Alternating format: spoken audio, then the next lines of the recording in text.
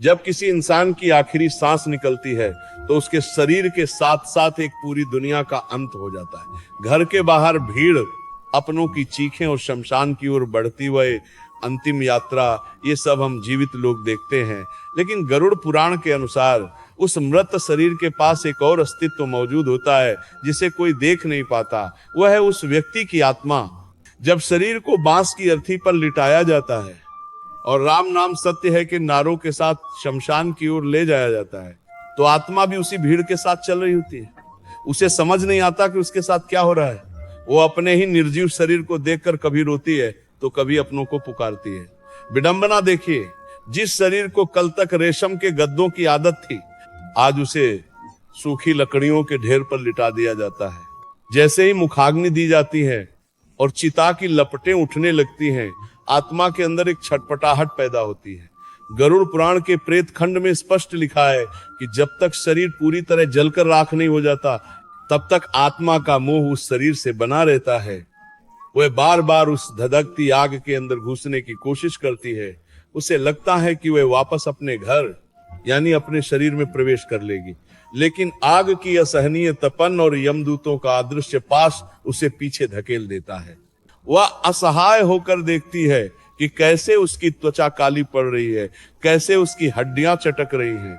जिसे उसने जीवन भर सजाया संवारा, वह अब राख बन रहा है। फिर आता है वह भयावह क्षण जिसे कपाल क्रिया कहते हैं। जब डंडे से खोपड़ी पर प्रहार किया जाता है तो आत्मा को एक ऐसा मानसिक झटका लगता है जैसे उसका ब्रह्मांड फट गया हो। ये वह अंतिम क्षण है जब उसका शरीर से आखिरी नाता टूट जाता है। जब आग बूझने लगती है और गर्म राख का ढेर रह जाता है, तब धीरे धीरे सभी रिश्तेदार वहां से जाने लगते हैं। पहले दूर के लोग, फिर दोस्त और अंत में घर के सदस्य। शास्त्र कहते हैं कि लौटते वक्त पीछे मुड़कर नहीं देखना चाहिए। क्यों? क्योंकि जैसे ही अपने लोग पीठ फेरते हैं, आत्मा आतंक से भर जाती है। वह चीखती है, रुको, मुझे अकेला मत छोड़ो, मैं भी घर चलूंगा।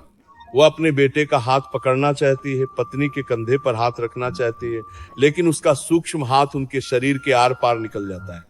उसे पहली बार एहसास होता है कि अब वह इस दुनिया के लिए कोई नहीं है। जब शमशान का आखिरी आदमी भी चला जाता है, तब शुरू होता है वह सबसे भारी 60 मिनट का समय। चारों तरफ एक डरावना सन्नाटा छा जाता है जिसे केवल हवा की सरसराहट तोड़ती है। अब वह आत्मा वहां अकेली खड़ी है, अपनी ही राख के बगल में। इस 1 घंटे के दौरान आत्मा को वह सब दिखाई देने लगता है जो आमतौर पर इंसानी नजरों से ओझल होता है। गरुड़ पुराण कहता है कि शमशान केवल शवों के जलने की जगह नहीं है, यह शक्तियों का केंद्र है। उस सन्नाटे में आत्मा को दूसरी भटकती हुई रूहें दिखाई देने लगती हैं। वे आत्माएं जो दशकों से मुक्ति के लिए तरस रही हैं, वे भूखी प्यासी रूहें जिनके सूक्ष्म शरीर विकृत हो चुके हैं, उस नई आत्मा की ओर लपकने लगती हैं। वह नई आत्मा डर से कांपने लगती है। उसे समझ नहीं आता कि वो कहां छिपे। शमशान के उस खुले मैदान में कोई दीवार नहीं, कोई ओट नहीं। इसी समय आत्मा को एक विचित्र अनुभव होता है। उसे समय का बोध खत्म हो जाता है। हमारे लिए जो 60 मिनट हैं, उस आत्मा के लिए वह कई महीनों की तड़प के बराबर महसूस होते हैं। इसी दौरान यमदूत जानबूझकर उसे अकेला छोड़ देते हैं। यह वैराग्य का समय होता है। आत्मा को यह एहसास कराया जाता है कि जिस धन, पद और प्रतिष्ठा के लिए उसने पूरी जिंदगी पाप किए, बेईमानी की, वो सब गेट के बाहर ही रह गए। साथ आए हैं तो सिर्फ उसके कर्म। अच्छा, नक उस आत्मा की याददाश्त स्मृति बिजली की तरह तेज हो जाती है। गरुड़ पुराण के अनुसार इसे जीवन समीक्षा कहते हैं। उसके जन्म से लेकर मृत्यु तक की एक एक घटना, एक एक पल उसकी आंखों के सामने किसी फिल्म की तरह चलने लगता है। वो देखती है कि उसने कब किसका दिल दुखाया था। अगर उसने किसी गरीब का हक मारा था तो उसे अब उस गरीब के बच्चों की भूख और आंसू स्पष्ट दिखाई देते हैं। अगर उसने किसी बेजुबान जानवर को प्रताड़ित किया था तो उसे उस जानवर की चीखें सुनाई देती। यह मानसिक पीड़ा किसी भी शारीरिक आग से 1000 गुना अधिक भयंकर होती है। वह भगवान से गिड़गिड़ाती है, मुझे एक मौका और दे दो, मैं सब ठीक कर दूंगा। लेकिन समय का पहिया कभी पीछे नहीं मुड़ता। अब सिर्फ पछतावा बचा है। शमशान में 1 घंटा बिताने के बाद आत्मा की व्याकुलता उसे वापस अपने घर की ओर खींचती है। उसे अभी भी उम्मीद होती है कि शायद घर में उसके लिए कोई जगह बची हो।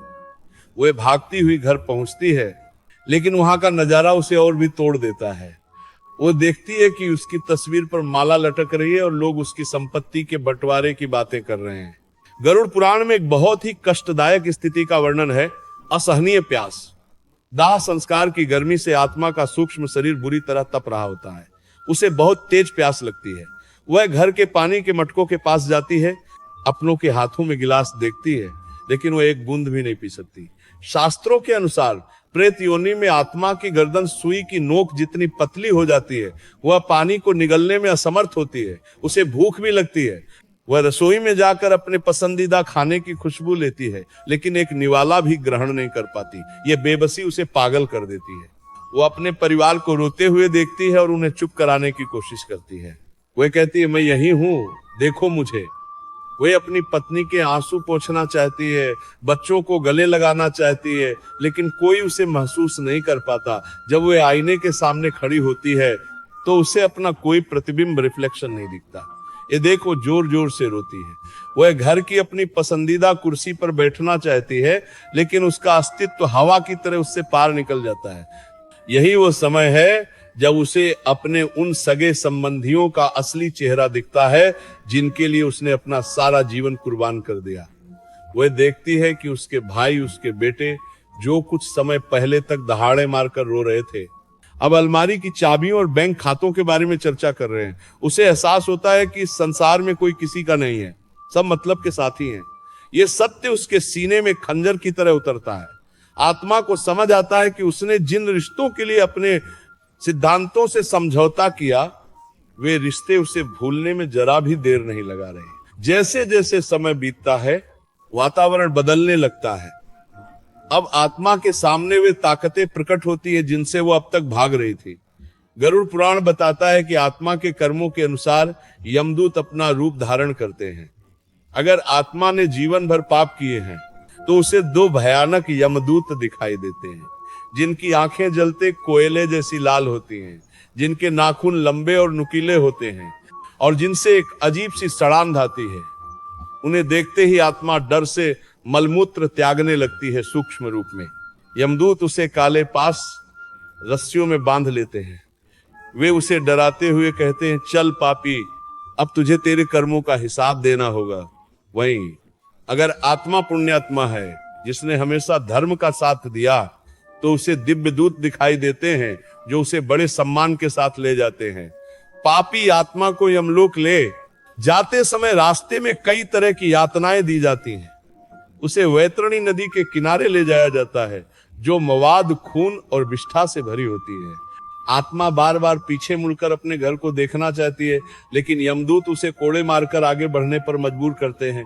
उसे बताया जाता है कि अब अगले 12 दिनों तक उसे अपने घर के पास ही रहना होगा, जब तक कि उसका पिंडदान और तिरहविन का कार्य पूरा नहीं हो जाता। इन 12 दिनों में दी जाने वाली आहुति और दान ही उस आत्मा को आगे के सफर के लिए शक्ति प्रदान करते हैं। यदि परिवार वाले श्रद्धा से श्राद्ध नहीं करते तो आत्मा भूख प्यास से तड़पती हुई भटकती रहती है। अंततः आत्मा को यह समझ आ जाता है कि पृथ्वी लोक की उसकी यात्रा पूरी तरह समाप्त हो चुकी है। अब उसे यमराज के दरबार में पेश होना है, जहां उसके जीवन के एक एक पल का हिसाब चित्रगुप्त के पास दर्ज है। गरुड़ पुराण की यह गाथा हमें डराने के लिए नहीं, बल्कि ये समझाने के लिए है कि हमारे पास जो भी समय है उसमें हम अच्छे कर्म करें, क्योंकि अंत में न धन काम आएगा, न रिश्ते, न सुंदर शरीर। साथ जाएगा तो केवल हमारा धर्म और हमारे द्वारा किया गया दान पुण्य, शमशान की वह राख। हमें यही सबक देती है कि अहंकार और मोह सब व्यर्थ हैं। सब कुलों के बड़ा देकार में फिरा समको समकोलो, केवल राम नाम और सत्कर्म ही शाश्वत सत्य है।